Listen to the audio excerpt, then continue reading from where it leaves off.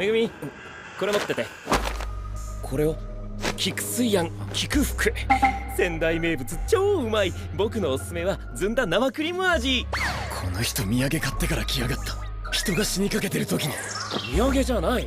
僕が帰りの新幹線で食べるんだ。 Hey guys, welcome back to another episode of Anime with Alvin. Today, we are going to be taking a look at the Kikufuku Mochi from Jujutsu Kaisen. The mochi from the show seems to contain a sweet bean paste made from edamame and cream. So first, I'm going to start with the edamame. I'm pretty sure we've all done this at some point in our lives, but just give them a little, and out they go.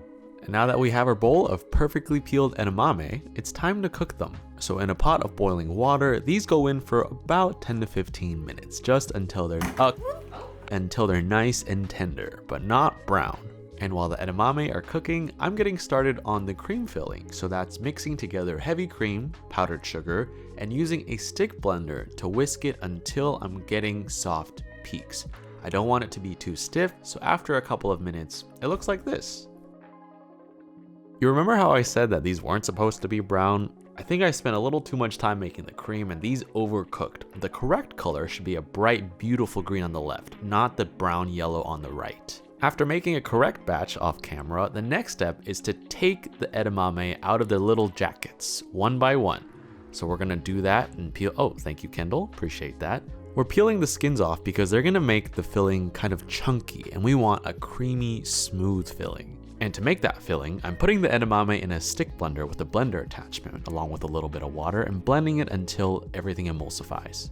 Now this part takes some time because I have to scrape down the sides to make sure that the chunky bits get reincorporated, but also sometimes I have to add a little bit of water when things get a little thick. But with some patience and with some time, we will end up with a beautiful green filling for our mochi. But we're not done with the filling yet. This needs to cook down in a pot over low heat with some sugar so that we can get the water out. I like to also add a little bit of salt to sweet things just so it adds some flavor. We're gonna cook this down and the color should darken, the texture should thicken up, and the water should be coming out in the form of steam.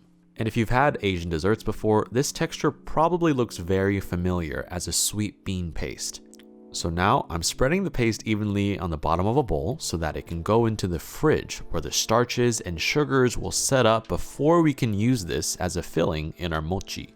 These are some pretty fun molds we got off of Amazon. So after giving them a quick quality check, I'm gonna try and form the filling to the shape of these molds. So the filling has set up and the starches and sugars are kind of sticky, so it is a little tricky. I'm trying to figure out the best method on how to actually insert the filling into the molds. I'm using pretty much every utensil we have in the studio to create the best shape. This one seems pretty good, so on to the next step, which is making an indent on the inside of each of these things because that is going to be the vessel that holds the cream. Found a little cake dowel and that seems to be doing the trick, so after a little bit of trial and error, these are ready to be filled with cream. A little trick I like to use to make sure that the piping bag doesn't get all scrunched up is to fill the cream in the bag while the bag is in a cup, or in this case, a sundae glass. This allows that taper to hold the cream so you don't have to throw it around your house to make sure that it gets to the bottom. Now that the bag is ready, it's time to pipe the cream into the edamame molds that we made earlier. And these do need a little bit of a hat. So I'm making a makeshift cap for each one of these edamame molds, laying them gently on top and delicately tucking them in so that these are nice and sturdy. There you go. 6 sealed up edamame balls ready for the freezer. After about 20 minutes or so, these have now solidified. But there's still one last step before we can move on to the mochi, and that is rolling these balls into as perfect of spheres as we can. So moving quickly before they start to melt and stick, these go back into the freezer to set in their nice little round shapes. And finally, onto the mochi. So this is shiratamako, a certain type of glutinous rice flour that is often used to make mochi. There are other types of flour called mochiko, but I decided to use this one because it creates a softer, more elastic texture, which I like. After combining it with some sugar and some water, this gets mixed together and cooked in the microwave for 30-second to 1-minute intervals. Now, the precise number of times you'll have to do this depends on the strength of your microwave, but the goal is to basically not have any liquid remaining after stirring. It's also important to mix the mochi in between heating so that it's evenly... Hey! Who turned this on to the largest setting? Was it you, Brad? Yes, that was me, Brad.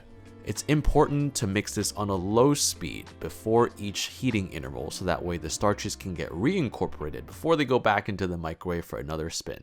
Now, as we continue to mix and heat, the starches are going to get more and more elastic until you can no longer mix it with something like this blender, which I apparently broke. And after mixing a little bit more with a wooden spoon or rubber spatula, the starches will start to look beautiful and elastic. And that means the mochi is ready to be spread. And after dusting some cornstarch to make sure it doesn't stick to the tray, I'm slowly coaxing the mochi out from the bowl, trying to make sure it comes down in one single piece. And after a little bit of cornstarch, both on the top of the mochi and my hands, I'm slowly pounding and rolling it out until I can get it to an even thickness. At the very end, using a little rolling pin to make sure that everything is smooth. The mochi does need to cool down if it's still warm, so after about 10 to 15 minutes or so, I'm also taking the edamame balls out from the freezer and cutting little circles using a ring mold as if they were dumpling skins. Now this is the tricky part. I was never good at making dumplings, so let's just say that folding these balls and wrapping the mochi around them is not one of my fortes. If you ever ate dumplings with me, let's just say you kind of know which ones were mine when they hit the table. But I'm doing my best to get full coverage around the edamame film. So after these rest a little bit more so the starch is set, I think it's time to dig in. Hey, that's a pretty cool cross section if I do say so myself. I personally like eating my mochi with tea, so I have a little bit of hot green tea here, and let's see how it tastes. I don't know if I've acquired that taste of the sweet edamame with the cream just yet, but it does pair very well with the tea. And if someone got me this as a souvenir, I'd be a pretty happy person.